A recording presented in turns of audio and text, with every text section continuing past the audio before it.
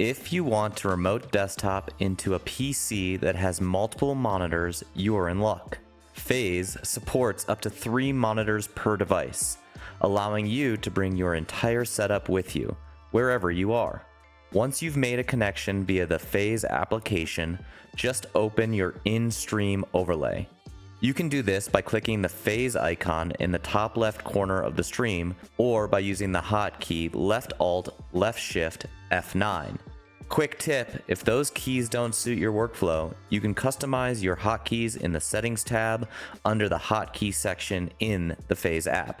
With the overlay now on, you'll see your available monitors listed at the top left. Just navigate to the screen you need and hit Open. It's that simple. In addition to selecting more monitors, the overlay gives you control over your stream quality. You can toggle 444 chroma subsampling for higher quality colors, switch between H.264 and H.265. We always recommend H.265 if your device supports it. Push the frame rate up to 240 frames per second, or increase your bitrate cap to 50 megabits per second without leaving the app. So download Phaze today at phaze.app.